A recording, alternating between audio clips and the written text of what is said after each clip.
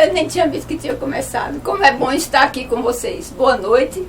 Hoje é 1º de março de 2022. Quero iniciar, estou junto de 2 pastores muito bem acompanhadas. Quero iniciar agradecendo a Deus por essa oportunidade de estar aqui com vocês, trazendo informações, tirando dúvidas. Alguma dúvida que vocês tenham, por favor, coloquem no vídeo, coloquem aí quando vocês estiverem participando. E vamos começar aqui hoje. O tema é desobediência civil.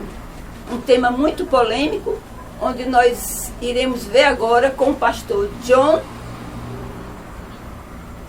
Chase, tá certo? E o pastor Lailton, das Igrejas Reformadas do Brasil. Boa noite. Boa noite. Faça as considerações iniciais, seu nome, de qual igreja você é direitinho, pode falar para o pessoal. Pronto. Então, meu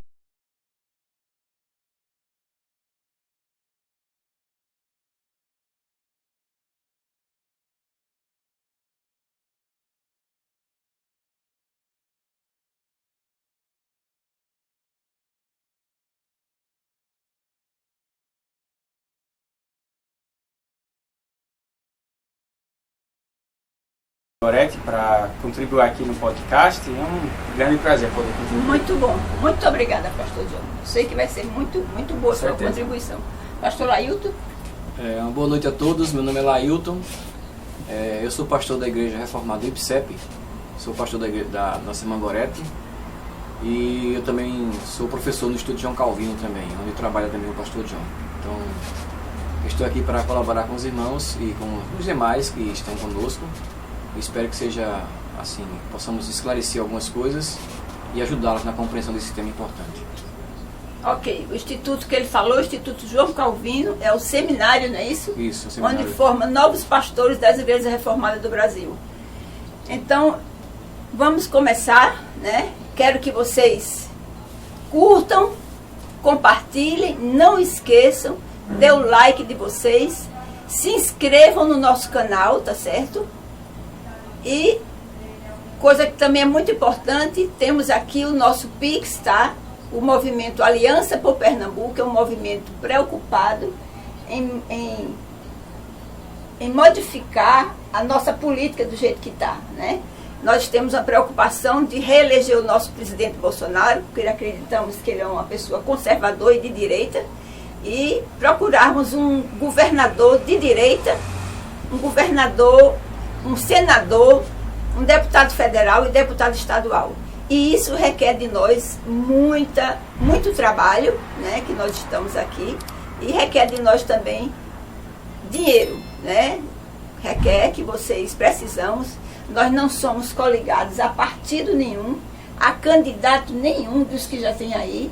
Então nós não vivemos, né, não dependemos de fundo partidário nenhum. Dependemos só das nossas contribuições que nós fazemos, como eu estou aqui agora trabalhando, e das contribuições de vocês pelo Pix, tá? Quem quiser pode fazer qualquer valor, qualquer importância.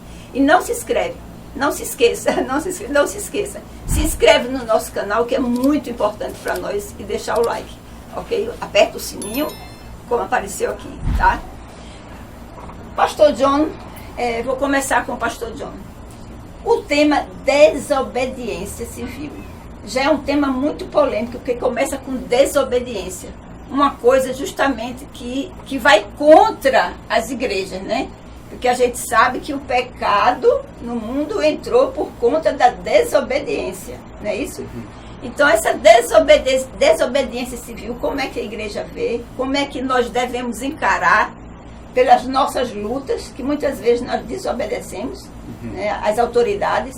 Como é que é a sua visão dessa desobediência? Ótimo, boa pergunta aí. De fato,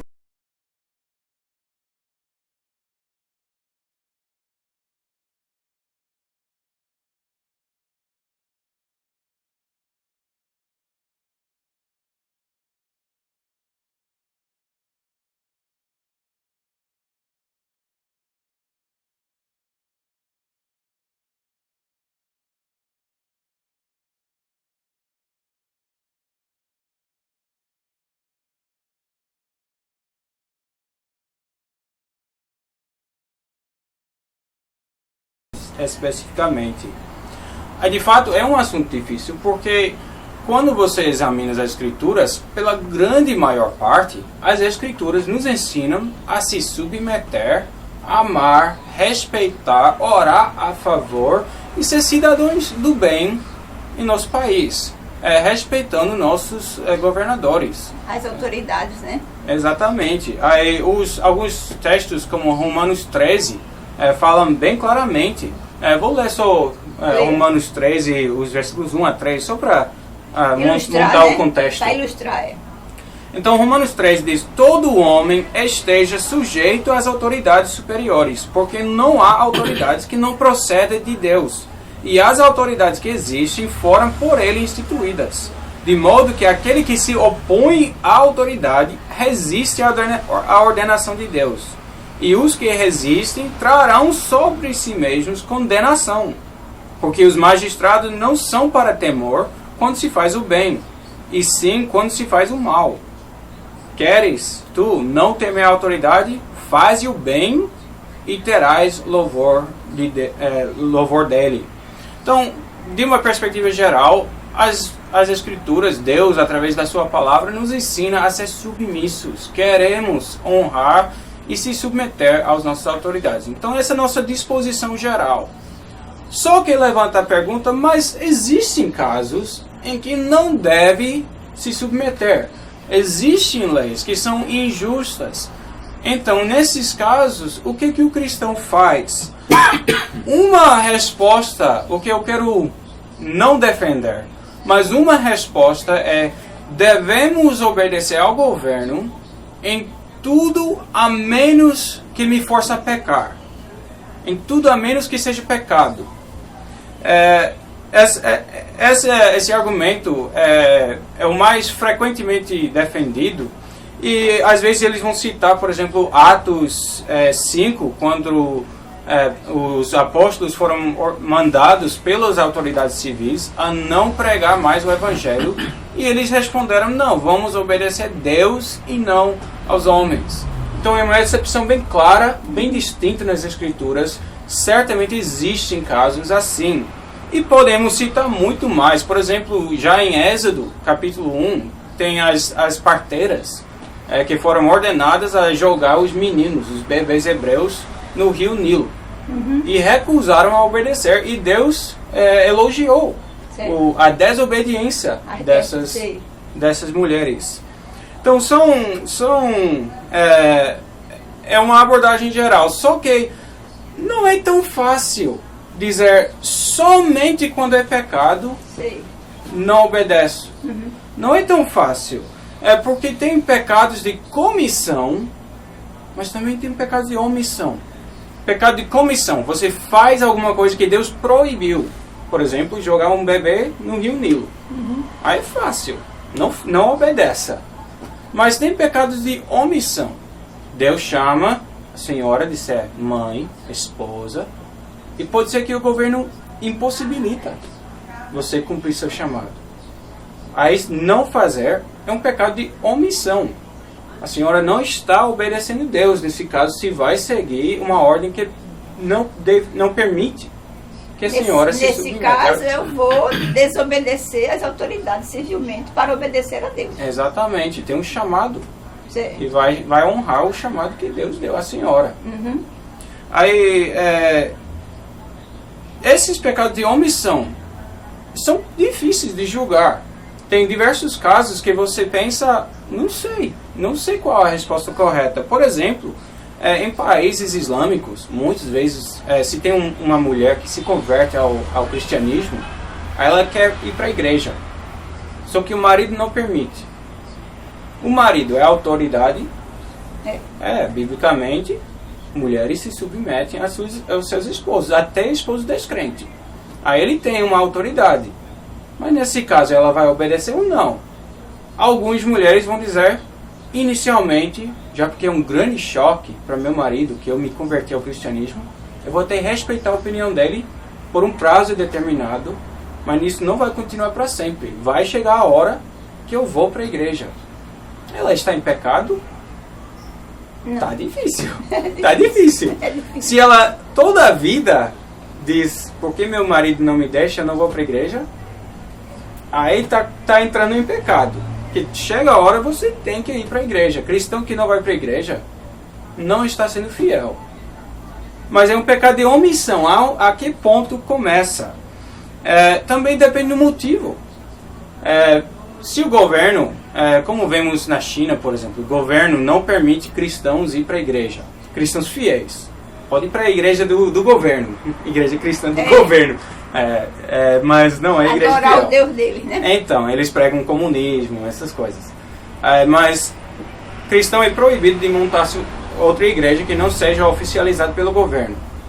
Então, os cristãos vão. E se eles não vão para a igreja, porque o governo não deixa, chega a hora que é pecado. Porque os cristãos devem se reunir e adorar a Deus. É a convocação. Aí é que acontece aquele ponto que diz de se reunir, que desde a antiguidade que tem, escondido, né? Se esconde, tem gente que ainda hoje se esconde, não é isso? Fica em cavernas antigamente, hoje em casas escondidas onde ninguém sabe, né? E de fato isso é um exemplo de desobediência civil. Nós vemos isso em Daniel também. Daniel foi proibido a orar ao Deus verdadeiro. Faraó proibiu, né? No caso, Nabucodonosor, Daniel na Pérsia, né? Na Babilônia.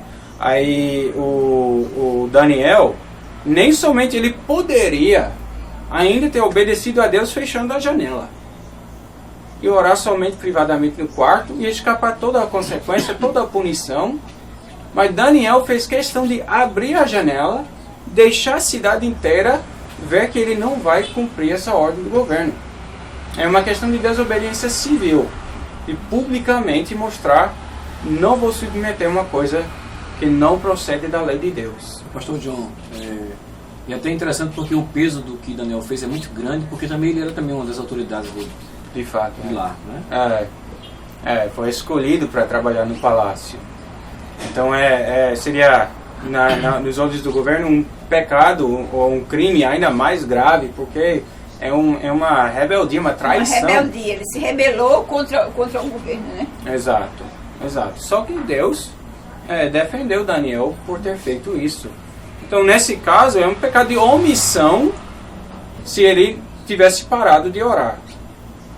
Mas nem sempre é tão fácil julgar. Por exemplo, no Canadá, onde eu servi de igreja, todo ano no inverno, ocorreu uns 3 ou 4 vezes que caiu tanta neve e tanto gelo que o conselho determinou: está perigoso dirigir, vamos não ter culto hoje.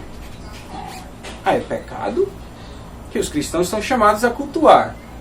Não, a gente entende que existem circunstâncias excepcionais em que não tem condições de cultuar, mas não vai ser a norma da nossa vida. Aí, sempre quando tratamos pecados de omissão, um certo equilíbrio, estamos querendo entender. Eu tenho esse chamado de adorar a Deus, eu tenho esse chamado a preservar a minha vida, a vida da minha família e dos outros membros da igreja. Eu vou achar um equilíbrio. A gente trazendo isso daí trazendo esses exemplos bíblicos para a nossa situação atual, para a nossa realidade política que nós vemos, né? Isso. Então, como a gente vai... Tem aqueles casos, como você falou, que as leis não são justas, né? Isso. Que as leis, por exemplo, hoje, tem as leis que estão tolhindo as nossas liberdades. Inclusive liberdade de culto, liberdade de ir para a igreja. Passamos vários meses sem poder ir para as igrejas por conta dessa pandemia, né? Sem poder ir para a igreja, mas que a gente vê que de fato não é tanto a pandemia. Hoje nós vemos leis que estão querendo que se torne lei da questão do aborto, né? Então isso tudo são leis que as autoridades, os políticos, determinados deputados, senadores aprovam e querem que nós engulamos, quer que a gente engula de todo jeito essa lei e quer que a gente encare isso e que não faça nada. Não que a gente não vai fazer, a gente que conhece as pessoas nossas, não que não vão abortar e não vão fazer isso. Mas a gente tem a obrigação de mostrar ao próximo, não é isso?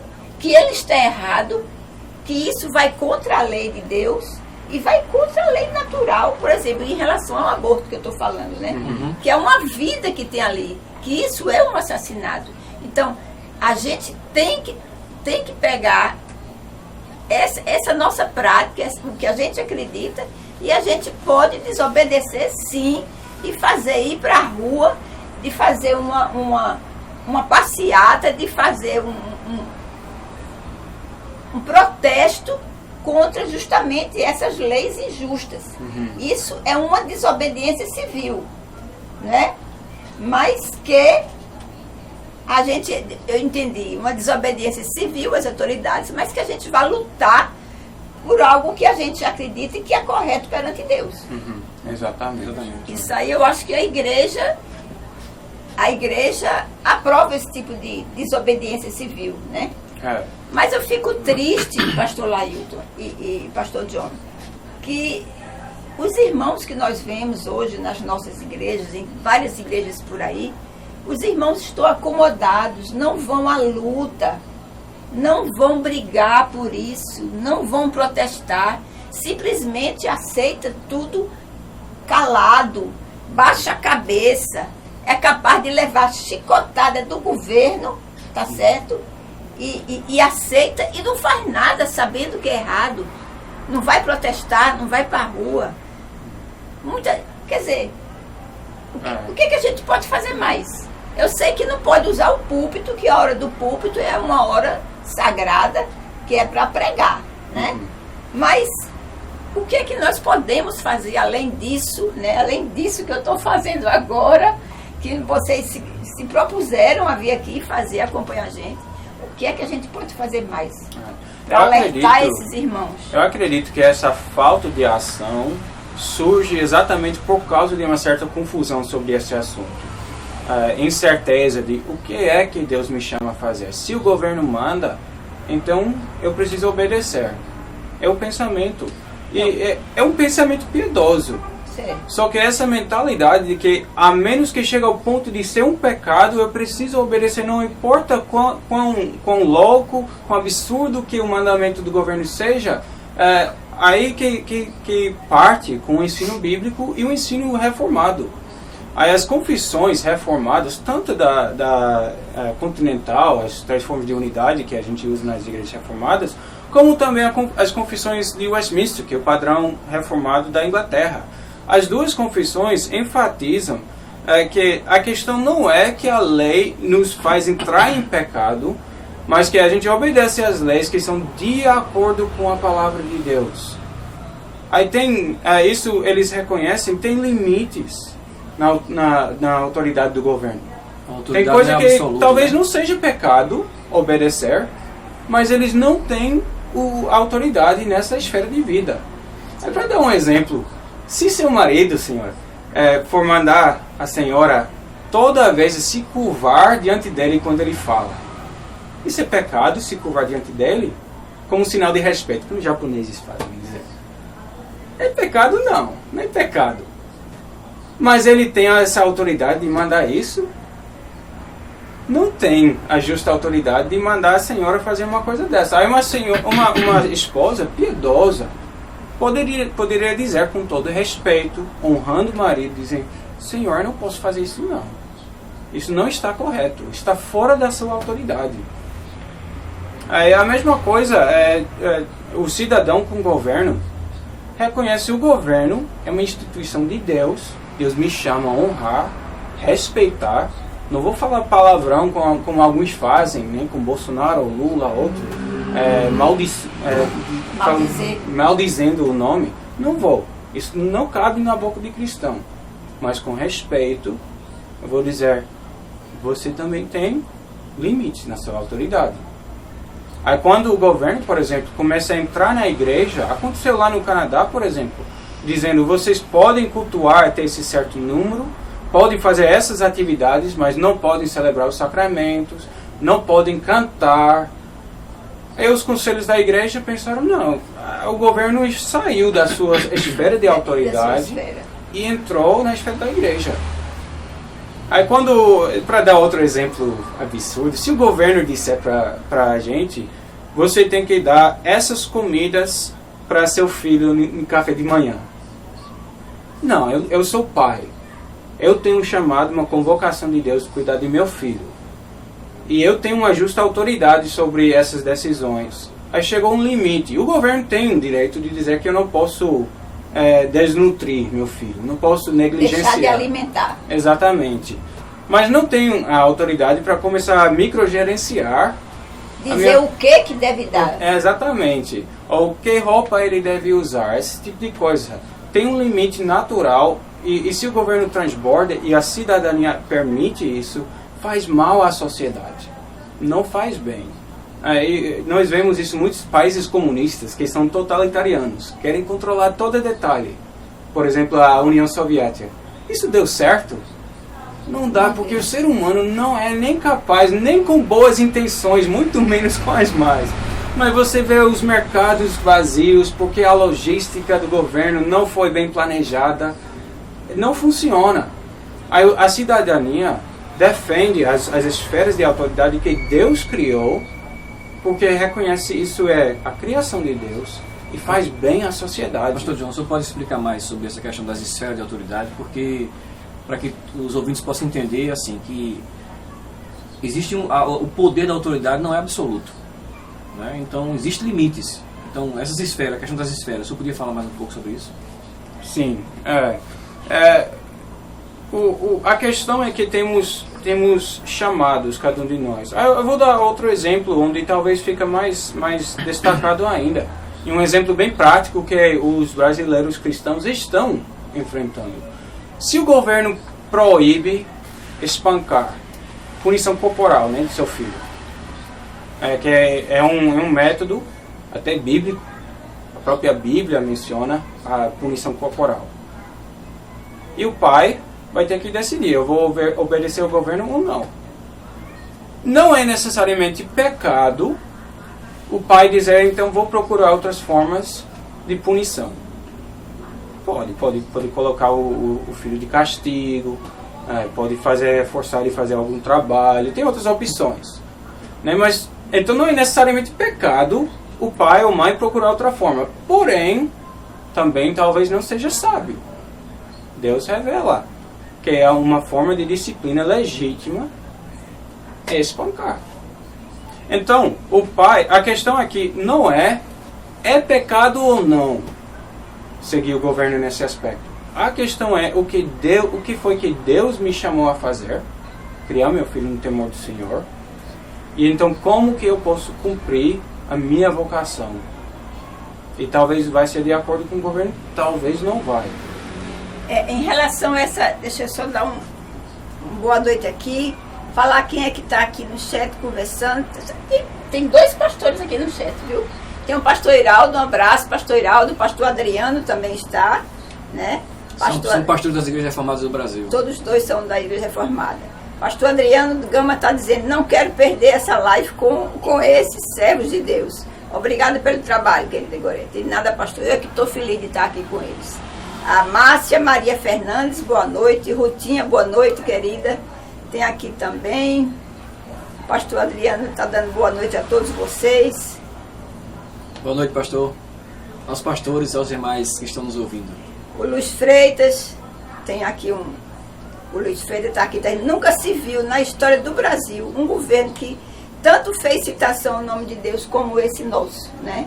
Que o governo, que o presidente Bolsonaro, sempre que ele pode, tanto que o lema dele é Deus, Pátria e Família, né?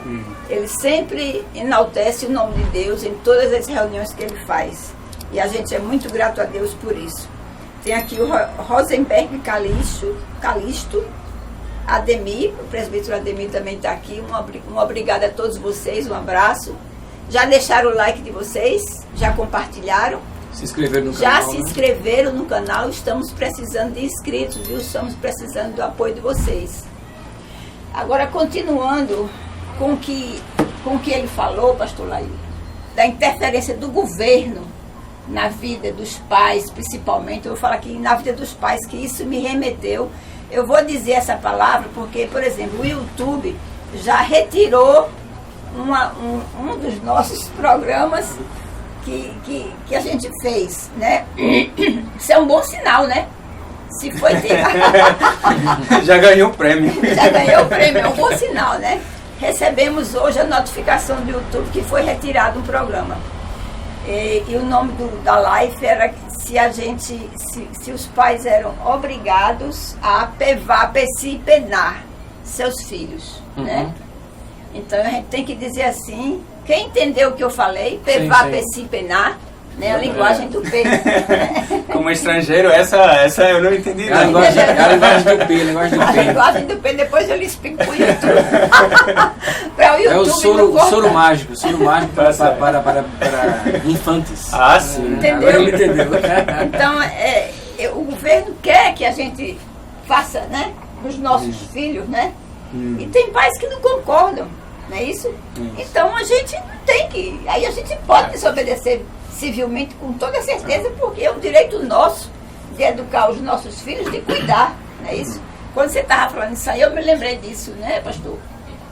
Irmã Gorete, eu queria só enfatizar algumas coisas importantes para os nossos ouvintes, né, os que estão assistindo essa live. Deixar bem claro aquilo que nós falamos. O cristão, ele deve realmente obedecer às autoridades conforme a palavra de Deus diz isso. Nossas igrejas, os padrões confessionais, como o pastor mencionou, também exortam os cristãos a obedecer às autoridades. Está escrito nos nossos documentos. Porém, nós devemos saber que essa autoridade, o poder que está na mão dessas pessoas não é absoluto. Então, existem limites. Por exemplo, aqui no Brasil, as nossas autoridades eles estão também subordinadas às leis. Então, se eu, como cidadão, sou obrigado a cumprir as leis, também as autoridades são obrigadas a cumprir as leis do nosso país, a Constituição Federal e as leis especiais. Né? Se você pesquisar na internet sobre o que é um Estado democrático de direito, você vai ouvir a seguinte definição, vou ler para vocês. Está no site Mundo Educação. O Estado democrático de direito é aquele em que o poder do Estado é limitado pelos direitos dos cidadãos. Sua finalidade é coibir abusos do aparato estatal para com os indivíduos. Os direitos fundamentais conferem autonomia e liberdade aos indivíduos nas suas atividades cotidianas e limitam o poder do Estado sobre elas. Então, as nossas próprias leis, nossa Constituição, elas colocam limites para as nossas autoridades. Então, se nós somos obrigados a obedecê-los, baseado nas leis do nosso país, eles também devem obedecer às leis também. Então, eu posso estar havendo uma desobediência civil da minha parte, mas também eles podem também estar desobedecendo as leis constitucionais do nosso país. Outra coisa que eu quero deixar claro aqui é que existe uma diferença básica entre direito de revolução e desobediência civil. São coisas diferentes.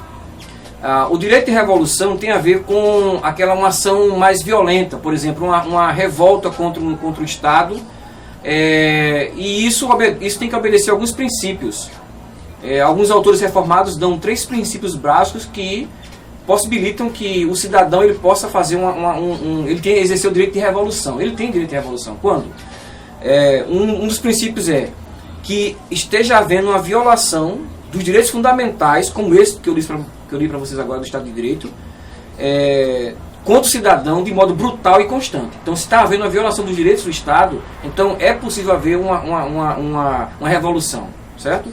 Em segundo lugar, essa revolução ela deve ser liderada por outras autoridades. Alguns chamam até de magistrados menores. Por exemplo, vamos dizer que a gente esteja contra o governador.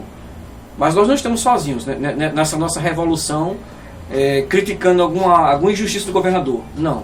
Ao nosso lado está o juiz municipal, está da cidade, está o delegado, está um vereador, tem um prefeito, entendeu? Certo. Então, isso legitima ainda mais nossa ação. Uhum. Então, existe um direito que está sendo violado, existem autoridades que estão nos apoiando, e também nós vamos ter uma probabilidade de sucesso.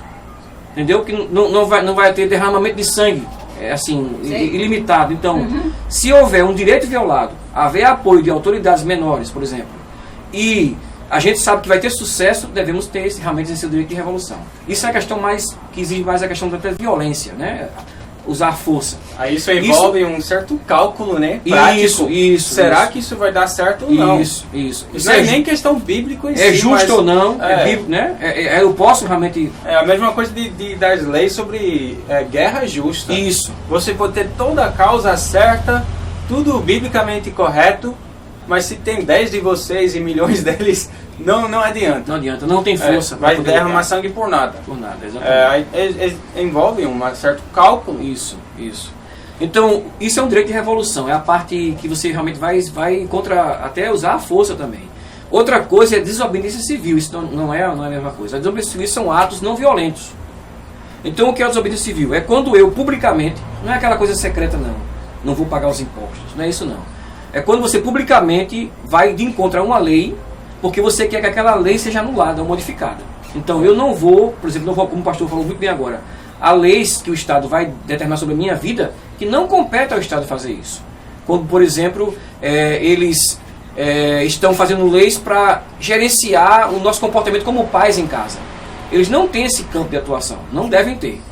Então, eu vou contra uma lei, eu faço um tipo de uma desobediência civil, ou seja, um ato em que eu desobedeço a determinada lei. Não é uma ação violenta, mas eu estou fazendo algo que de fato está barrando alguma coisa. Por exemplo, não é somente fazer protesto na rua com placas, não é isso. Mas é, por exemplo, participar de assembleias, fazer petições. Sei. Uma coisa organizada. Todas as esferas que o direito me permite. Possíveis. Entrar com ação jurídica, entendeu? Fazer contato com deputados, Sei. Não obedecer a tal lei, mesmo que o Estado impõe. Isso é desobediência civil. Se eu posso citar um exemplo como disso. você diz, requer uma organização, né? Você quer pensar, né? Tem que pensar nisso. Aí, para dar um exemplo, vou dar um exemplo com o americano. Um século atrás, nem chega a um século ainda, mas eles tinham a divisão de brancos e negros ainda. Aí tinha restaurante para branco, restaurante para negro. Um fonte de água para branco, outro para negro. Havia leis para isso, né? Havia leis, aí era lei. Aí a questão, cumprir ou quebrar essas leis. Não, cumprir essas leis é pecado? Alguém obedece a essas leis? Não é. Né? Aí você negro, você vai para essa negra. Você lamenta a divisão, mas obedece. Agora, isso quer dizer então que precisa obedecer essas leis? Não quer dizer isso. Não aí tem um exemplo, tem uma Rosa Parks, um nome bem famoso lá nos Estados Unidos. Aí teve a divisão no ônibus, os brancos vão na frente e os negros atrás. Aí ela foi forçada a sentar atrás. Ela se levantou, sentou na frente. Aí agora é honrada como heroína, né? Mas na época era ilegal. Aí ela foi presa e tudo. Esse é um exemplo de desobediência civil. Publicamente ela diz, eu não aceito isso. E ela não estava defendendo ela mesma, não era uma luta egoísta. Não fez um ato violento. Não foi violência e não é egoísmo. Ela estava lutando para o bem da sociedade. Dizer, essa divisão não é justa, não é, para usar a linguagem reformada, de acordo com a palavra de Deus. Essa é a nossa medida. Os cristãos são chamados a ser pessoas livres. Pessoas que não estão sujeitos de tal forma que são escravos, que obedecem, não importa, sem pensar, não importa se é certo ou não. O cristão em Cristo é homem ou mulher livre. Usa seu raciocínio, mede as coisas, pergunta, isso é bom ou não? Isso vai fazer bem para a sociedade ou não? Sempre... Eu acho que entra também, eu acho que é exatamente o que a irmã Noé está fazendo conosco esta noite, e também com seus ouvintes, né, deste programa, que é a questão da conscientização política, né? Então um cristão ele deve conhecer a Escritura Sagrada, conhecer a lei de Deus e também conhecer a lei dos homens também, né? Você não é obrigado a conhecer todos os códigos do nosso país, né? Mas ter noções de como funciona. Mas se tiver uma dúvida, você vai procurar conhecer. Procurar pessoas, porque tem cristãos em todas as áreas. Nós temos na nossa igreja que são pessoas que, por exemplo, advogados. Então, se você não sabe a postura correta a tomar dentro daquela situação, procure consultar outros cristãos naquela área que eles fazem parte e eles vão lhe ajudar. Mas é importante que a gente tenha a consciência correta para a gente não tomar uma posição errada, dizendo que nós estamos sendo bíblicos quando nós não estamos sendo bíblicos. Então é bom conhecer realmente os nossos limites. né? Os limites nossos e também os limites do Estado também. Exato. É verdade. É importante que os cristãos, já que somos chamados a ser livres, que a gente não age de impulso ou precipitadamente pensando que está certo quando está errado. Aí, por exemplo, tem muitas igrejas que nessa pandemia foram mandados fechar. No início não conheço igreja nenhuma que não suspendeu os cultos nas primeiras semanas. Não sei se existe alguns dos nossos ouvintes. Nas primeiras semanas realmente houve uma resistência. Era uma questão de humildade. As autoridades estão dizendo que é uma pandemia muito terrível. Então tem uma certa humildade, vamos respeitar. E também submissão. Mas isso não vai durar para sempre. Aí o cristão, como livre, não vai dizer até a hora que o governo muda sua posição, minhas mãos estão amarradas, não tenho o que fazer. Não, o cristão é livre. Vai avaliar o que Deus exige, vai avaliar a situação da pandemia. É tão sério assim como o governo está dizendo? Para pessoas jovens, de boa saúde, etc. Qual é a posição do cristão diante das quando Deus envia pragas para o mundo? Como deve fazer? Deve ficar recolhido? Né? Essas análises de como tem sido a postura do povo de Deus diante dessas circunstâncias. Exato. Eu quero, se puder, só tratar que 1 Pedro 2, quando fala exatamente sobre essa questão de submissão às autoridades, aí ele diz aqui: sujeitai-vos a toda instituição humana por causa do Senhor, quer seja rei, como soberano, que as autoridades, como enviados por ele, tanto para castigo de malfeitores, como para o louvor dos que praticam o bem. Porque assim é a vontade de Deus, que pela prática do bem façais emudecer a ignorância dos insensatos. Do que consiste nossa obediência? A prática do bem. É isso que é obedecer às autoridades, mesmo que às vezes é através de uma desobediência civil. Tipo essa Rosa Parks. Ela de fato está honrando a autoridade e dizendo: essa lei não é digna de nossas autoridades. Aí ele diz, continuando só, como livres que sois. Veja, o cristão não é escravo, é livre. É livre. Não usando todavia a liberdade por pretexto da malícia, mas vivendo como servos de Deus. Então o cristão é livre. Martim Lutero sempre dizia: o cristão é o livre servo de nenhum, e o cristão é escravo de Deus e por isso servo de todos. Esse é o nosso posicionamento como cristão também. Sou homem livre em Cristo. Ninguém vai mandar na minha consciência, a menos Cristo. Mas Cristo vai mandar totalmente na minha consciência e na minha vida. Aqui tem um pessoal que está com o nome de Brasil Calvinista, você conhece esse canal? Não conheço não. Um canal? A pessoa está usando o nome Brasil Calvinista. A ideia é ótima, mas na prática precisamos de suporte das igrejas. Está aqui o Luiz também. Fala muito bonito esse debate, respeitoso sobretudo, dentro das 4 linhas da Constituição que preconiza um Estado laico. Brasil Calvinista ainda botou: verdade, as igrejas fecharam, só não acredito que seja por humildade, foi por medo. Está dizendo aqui as igrejas fecharam. Nem todas, viu? Nem todas foi por medo. Muitos realmente foi por humildade e por questão de respeitar as autoridades. Ele ainda colocou: precisamos de pastores com a coragem de Rosa Parks. Né? Verdade. E pegando esse gancho que você falou, a questão da Rosa Parks, estamos encarando esse problema hoje em dia, né? O governo está querendo dividir o povo brasileiro em 2 grupos, né? Os grupos PVA, PSI, PENA, P2 e os grupos que não são PVA, PSI, PENA, P2, né? Então, hoje ficam uns do lado... Uma segregação, né? Uma segregação. Hoje ficam os que receberam, ficam do lado, e os que não receberam não podem. É como se fossem impuros, né? Quando eu, particularmente, acho que são... Acho nada. Está dentro da liberdade, né? Mas estou numa posição segura. Estou no meio de 2 pastores, eu tenho que pensar direitinho antes de falar, né? Então, e aí, o que é que você ia falando? Sobre esses limites então naturais do governo, especialmente em nosso dia, que temos Constituição, isso afeta também nossa aplicação dos mandamentos bíblicos. Por exemplo, a Bíblia manda escravos se submeter aos seus mestres. Isso tem certos princípios que até nós usamos em relação ao emprego. Se você é empregado por alguém, você tem uma autoridade legítima do seu patrão. Aí você vai se submeter nos assuntos relacionados ao seu trabalho. Ali se submeter daquele mundo do trabalho dessas horas de trabalho e tal e tal.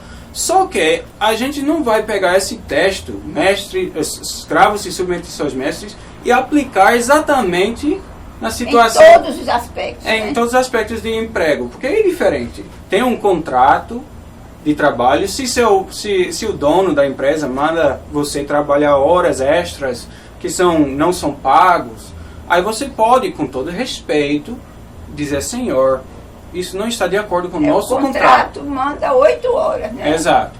Aí a mesma coisa, quando a Bíblia diz: se submetem ao imperador, diz: honre ao imperador. Segundo Pedro 2, versículo 17. Honre ao imperador. Hoje nós temos imperador? Não temos. A situação é diferente. O governo está debaixo de uma constituição que é a mesma coisa, o contrato. Aí se o governo está agindo fora do seu contrato, o cidadão deve, tanto para o bem dele como do mostrar governo, o contrato para o governo. Aqui está o contrato. E no caso, é o governo que está desobedecendo ao quinto mandamento. A Constituição, por exemplo, né? Está saindo, o governo é que está saindo. Eu vou desafiar vocês que estão olhando, escutando a gente agora, a colocar um título. Eu vou desafiar vocês também. Se não quiser dizer agora, diz depois. A colocar um título, o pastor Laíto falou há pouco da questão da Revolução? Não. Do Estado de Direito? Estado Democrático de Direito. Isso. Né? Que ele explicou ali agora. Então, quando a gente tem, como nós temos atualmente, os que acham que era para justamente defender esse Estado Democrático de Direito, defender essas leis, quando eles mesmos não defendem essas leis, né? Que nós temos isso, né? Que é o Supremo, né? Então, eles não defendem essas próprias leis. Eles se colocam acima das leis. Colocam acima das leis. Eles estão quebrando esse contrato. Como é que a gente dá o nome disso daí? Vamos é desobediência o quê? Jurídica? É desobediência? Deles, acho que é um abuso de autoridade, né? Exato. Abuso de autoridade. Eles estão fazendo algo que não compete a eles. Eles têm um mandato, não estão cumprindo esse mandato. E de fato é ilegal. A gente tem que levar isso a sério. É ilegal. Não vou usar a palavra crime, que eu não sei assim a linguagem da lei, mas é ilegal o governo fazer o que não está de acordo com a Constituição. Estão quebrando a lei. Porque tanto aqui no Brasil como no Canadá e Estados Unidos, a Constituição é a suprema autoridade. Aí se o governo age contra, está quebrando, para usar a linguagem bíblica, quebrando o quinto mandamento. Ele precisa estar debaixo da Constituição. E nós vemos o que acontece quando o governo não vai ficar debaixo, causa uma destruição terrível na população. No Canadá, por exemplo, o governo tem 2 anos agindo contra a Constituição. E qual o resultado? Além da comboia da liberdade, que foi até protesto legítimo, houve outros comboios que fecharam as fronteiras, não deixou ninguém passar, que de fato é ilegal, fechar as ruas da fronteira. Só que o argumento deles é porque o governo pode quebrar a lei e a gente não. Se o governo quebra a lei, ele derruba o seu próprio fundamento. Ele perde sua autoridade moral de governar o país. Aí o cidadão não deveria correr rapidamente demais a quebrar as leis em resposta ao governo. Mas é importante o cristão avisar o governo: essa é nossa ordem social. É uma coisa frágil. O fato que nós temos ordem e temos paz e governo sob limite é uma exceção historicamente. Então é um status que queremos preservar enquanto ainda temos. O que é importante, Margarete, que o pastor está falando, o que é importante é que a gente não pode fazer aquelas coisas como se fosse de impulso. Sei. Então, se a gente vai reagir contra uma autoridade, né, contra o Estado, por exemplo, a gente precisa pensar bastante, analisar o que estamos fazendo, para a gente poder ter argumentos, né, corretos para poder levantar nossa bandeira. Né? E não apenas porque eu acho que tem que fazer isso. Eu lembrei do que foi dito aí, eu acho que é o Brasil calvinista, né? Precisamos de pastores assim. É verdade, mas assim, o que a gente percebe é que as igrejas cristãs, elas perderam a sua identidade como igrejas cristãs. E também a vocação pastor. O que é um pastor? O que ele deve fazer como pastor? Meu trabalho não é ser político. Eu não concordo que o ministro da palavra ele se candidate a qualquer tipo de cargo político. Ele é um líder eclesiástico, ele é um pastor do seu rebanho. A minha missão na igreja, a senhora sabe bem disso, a minha missão é, quando eu estou no domingo, dirigindo a liturgia, levando todos à adoração ao Senhor e pregando a palavra de Deus. Então minha meta é expor a palavra. Então quando eu estou pregando, eu devo expor o que está escrito na Escritura. Certo? Então se eu fugir disso, eu fujo da minha vocação. Exato. Agora é claro que eu devo aplicar aquilo que eu estou ensinando para a igreja nas questões práticas também. Né? Por exemplo, quando eu estou pregando, porque na nossa igreja nós usamos o catecismo de Heidelberg nos domingos pela manhã. No Canadá é de tarde, né? Isso. E lá tem um domingo específico que fala do quinto mandamento. Então naquele momento, por exemplo, eu vou falar sobre a questão das autoridades. Também agora eu estive expondo na carta aos Romanos. Quando chegou no capítulo 13, eu tive que falar sobre as autoridades. Né? Então é nesse momento que eu vou falar. Eu não vou parar o meu sermão, diz que a minha vocação é ensinar a Escritura Sagrada, para passar meia hora falando sobre questões políticas. Eu não vou fazer isso. Porque se eu fizer isso, eu vou estar pecando. Certo? E na nossa igreja, essa visão que as pessoas têm de pastor, que ele é o líder que faz tudo, nossa igreja não é assim. As pessoas não conhecem como é a igreja reformada. A igreja reformada, quem não conhece as igrejas reformadas, elas são as herdeiras da reforma protestante. Então, são as primeiras igrejas protestantes do mundo. Elas são ou reformadas, como as nossas igrejas, os luteranos, os anglicanos. Depois vieram os outros grupos. Então nós temos uma história muito grande assim, de como lidar com essas questões na Europa e em vários lugares. As nossas igrejas, os pastores, eles não são esses líderes que muitas pessoas pensam que eles mandam na igreja, entendeu? Eles falam o que eles querem. Não, o ministro da palavra ele é um dos pastores da igreja, junto com os presbíteros. Então eu não posso tomar iniciativa sozinho. Eu tenho que estar em concordância com os outros oficiais da minha igreja, que vão analisar as circunstâncias do momento e vão tomar uma posição, certo? E vão orientar suas ovelhas. Agora, na pregação no púlpito, não, isso aí é pecado. Verdade. Não cabe a mim. Agora, se eu quiser, como cidadão, Lailton Coelho de Mello, como cidadão, eu posso me movimentar e, como eu estou vendo aqui agora com a senhora, tratando de questões políticas. Nós temos um pastor que está conosco aqui, que é o pastor Adriano Gama. Ele é um pastor da nossa confederação, mas ele gosta de atuar nessas questões políticas, como? Na igreja, pregando, de púlpito? Não.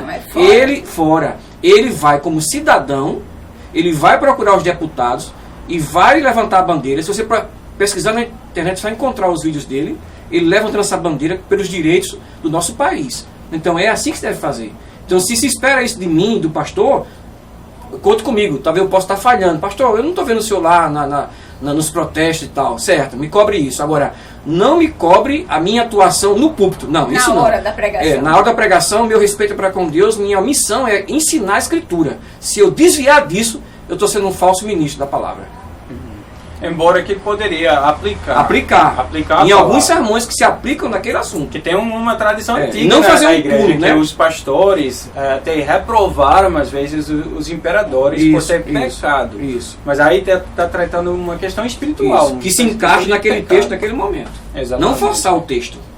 E a igreja nunca se alia com um candidato, embora que talvez todos os membros da igreja votem em um certo candidato. Oficialmente a igreja nunca liga com um candidato e diz, esse é nosso partido ou nosso candidato. Não cabe à igreja. Agora, os cristãos, os membros da igreja, eles podem se candidatar e serem políticos e fazer esse trabalho. E a gente deve realmente honrá-los. Exatamente. Gente, Alex, coloca aí o Pix. Quero lembrar vocês, mais uma vez, o movimento Aliança por Pernambuco é um movimento voltado para modificar, melhorar o nosso Pernambuco, que está sendo sucateado, o nosso Pernambuco está sendo acabado pelo atual governador que nós temos. Ele não está respeitando, como nós vimos aqui, a Constituição. Ele não está se propondo a fazer o que ele prometeu na época de campanha. Então, nós temos o direito e o dever de nos mobilizarmos e tentar votar em um próximo candidato, tá certo? E o Movimento Aliança do Pernambuco, nossa preocupação é justamente essa. Você que não gosta de política, você que fica em casa, que não quer votar, a gente está aqui, o Movimento Aliança do Pernambuco está aqui para fazer esse trabalho para vocês. Escolher um candidato de direita, conservador, e mostrar para vocês, já que vocês não se interessam por política e não procuram saber quem é. Podem confiar que a gente está empenhado em fazer isso aí. Agora, para isso, nós trabalhamos muito e precisamos da contribuição de todos que estão aqui assistindo. Está aqui o nosso Pix, quem puder contribuir, nós agradecemos. Temos panfletos para fazer, temos cartazes, temos faixas, temos que visitar os interiores, e isso é custo, isso é gasto. Esse próprio programa no estúdio, né, que nós temos, né? Isso aqui também tudo é gasto, tudo vai depender da contribuição de cada um de vocês. Mais uma vez, se inscreve no nosso canal, curte e compartilha. E aí eu quero voltar aquele assunto que você falou. Ele falou em relação ao comboio que teve no Canadá, né? Que saiu aí, que está sendo exemplo para o mundo todo, que nós tenhamos esse exemplo desse comboio. Está sendo providenciado um movimento para agora, no dia 31 de março. Dia 31 de março, os caminhoneiros daqui do Brasil estão se mobilizando para irem para Brasília, e a ordem, o nosso pedido é a nossa liberdade, tá certo? Que está sendo tolhida, nós estamos perdendo a nossa liberdade aos poucos. Então, dia 31 de março vai ter esse movimento, e eu acredito que em todas as capitais nós vamos fazer alguma coisa, e nós contamos com vocês. Pastor John, se eu queria falar, tá aí. Pronto, bom, vou resumir então. Como falei, os cristãos querem ser livres. Aí a Bíblia diz, use essa liberdade para o bem. Aí isso também não se relaciona ao governo. Os cristãos desejam manter uma ordem moral. O pastor falou sobre a diferença de uma revolução antibíblica e bíblica, que tem diferença. Aí podemos ver, por exemplo, o contraste, vou ser americano aqui, entre a Revolução Americana e a francesa. Eram totalmente diferentes. A americana, que foi dirigida pelos magistrados menores, os governadores das colônias, e toda a intenção era preservar e manter a ordem social, manter o bem. Muito diferente. Foi uma coisa organizada. Organizada, e para promover um fim de paz. E como o pastor falou, também tem que ter o cálculo de se tem chance de sucesso. Aí a francesa, pelo contrário, era uma ideia de descartar, de jogar fora a ordem moral e social, e criar uma nova moralidade e uma nova sociedade segundo os desejos desses homens. Aí os cristãos, historicamente, os reformados especialmente, sempre são antirrevolucionários. Estamos contra revoluções, no caso, no sentido antibíblico. Tipo a Revolução Francesa. Exatamente. Mas estamos querendo promover o bem. E às vezes chegam momentos em que o governo está tão profundamente violando os direitos individuais e a ordem social e moral, que os cristãos se organizam junto com os magistrados menores e dizem, basta, isso tem que acabar. Outro exemplo é a da Holanda. Quando a Holanda ganhou a liberdade da Espanha, foi poucos anos depois que da Confissão Belga foi escrita. E na Confissão Belga, no prefácio, ainda o Guido de Brès, o autor da Confissão Belga, ele fala para a rainha, o rei e a rainha, a irmã dele que estava reinando sobre Holanda, estamos querendo o bem. Queremos que você, a senhora, seja a sua majestária, seja a nossa governadora. Queremos o obedecer, mas não dá para continuar assim. Não vai continuar assim. Aí ela desprezou os apelos dos cristãos e acabou que a Holanda cortou os laços com a Espanha. Criou a Guerra dos 80 anos. Aí ficou Holanda muitas vezes guerrando contra a Espanha. Como isso surgiu? Surgiu porque o governo perdeu sua autoridade moral. E a Holanda hoje existe como país independente da Espanha por causa disso. E tem um governo legítimo. Então nem sempre os cristãos estão contra a ideia de cortar um laço. A Bíblia, quando nos manda obedecer aos governadores e às instituições de autoridade, nos ensina a tratar com muito respeito para o bem da ordem moral. Mas às vezes acontece que tem coisas insustentáveis.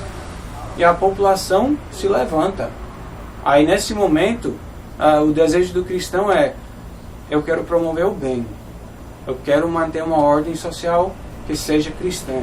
Porque no meio de uma revolução, chegam outras ideias e outros partidos também querendo criar sempre sua tirar sociedade. proveito, né?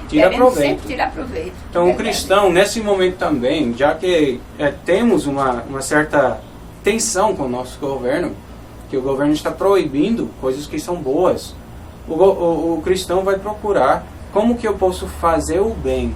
É isso que Deus me chama a fazer. Vou servir meu próximo, vou amar meu próximo, vou promover o bem na sociedade, vou lutar para o bem. Eu não vou me sentir escravo. Eu sou livre em Cristo e eu sou servo de Cristo. E eu acho que muitas vezes, eu vou chamar de, pelo que eu entendi que você falou e o senhor falou, chamo você porque você é tão novinho, mas... É assim, essa questão de desobediências certas, desobediência civil, como essas que nós vimos aqui, muitas vezes eu acho que é um amor ao próximo. Quando a gente faz isso, a gente está pensando num coletivo, a gente está pensando em todo mundo, de todo mundo ser livre quando você está fazendo isso, e também é um ato cristão. Eu acho que você também ter essa coragem de sair, né? Isso também faz parte de um ato cristão. Exatamente. Gente, está chegando aqui no nosso... Passa rápido, né? Para quem está aqui, né, fazendo um podcast, passa rápido. Espero que passe rápido para os ouvintes. Os ouvintes. Se eles têm um sentimento que esse negócio não acaba. A gente nota, eles vêm tão bem preparados e muitas vezes não dá tempo de falar o que a gente gostaria para vocês. Mas eu quero dizer para vocês que chegou o nosso momento do Berlinda, tá certo? O nosso programa, o nome do programa é Berlinda. Sabe o que é Berlinda? Não sei. Berlinda era uma brincadeira que antigamente tinha, que a pessoa, quando queria falar algo de uma outra pessoa, né, pedia para sair da sala, né, e aí cada um ia dizer o que achava daquela pessoa, né, e aí aquela pessoa, quando voltava, era exposto tudo o que foi dito, e aí ela escolhia uma do que foi dito dele.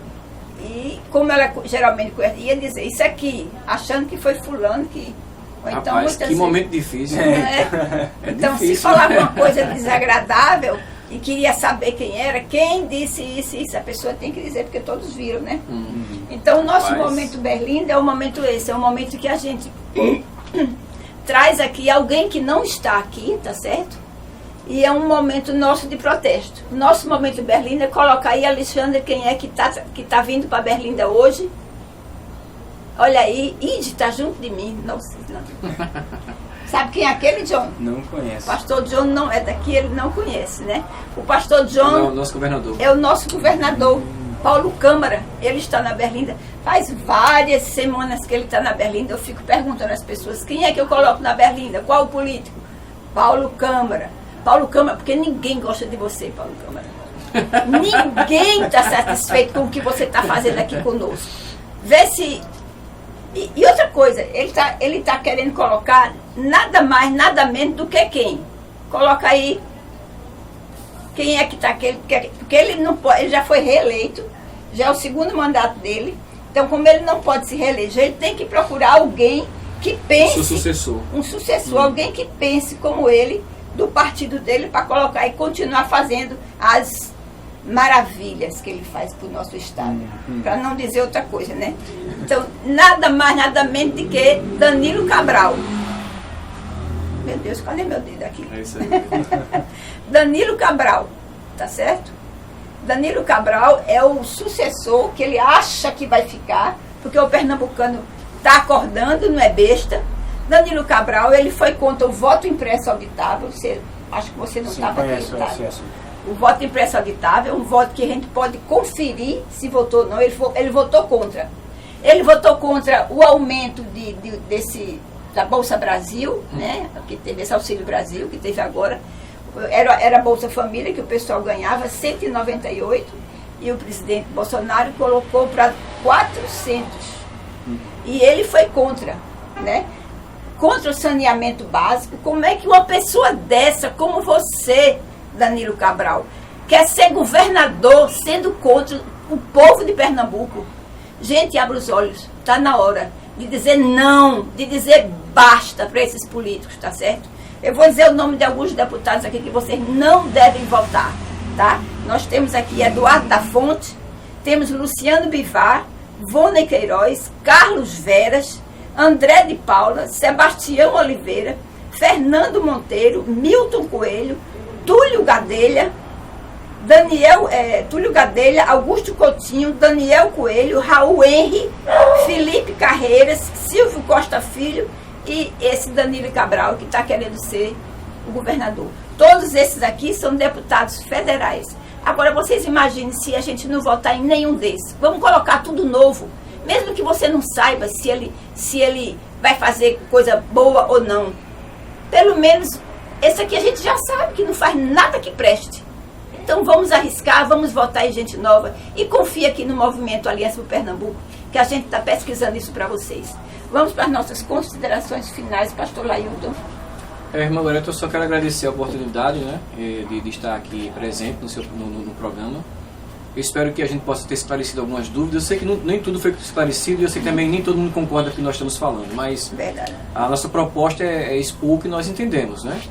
E eu espero que possamos ter sido claros naquilo que nós colocamos, né? Que Deus nos ajude a sermos bons cidadãos, né? E temos uma consciência política, de fato precisamos, e eu agradeço porque a senhora está fazendo isso, está colocando essa oportunidade de poder falar com as pessoas e com os cristãos sobre esse assunto que é importante. Verdade, eu também agradeço a oportunidade, é muito bom ver a senhora e ver esse movimento e ver que muitos brasileiros estão se despertando. Até eu vi nessa comboio, né?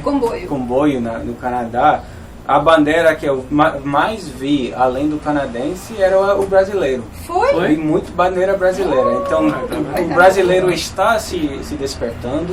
E isso alegra o coração e que realmente seja visível no final, no voto. E se não seja no voto, seja no voto impresso, pelo menos. Você vota aqui? Tem um título daqui?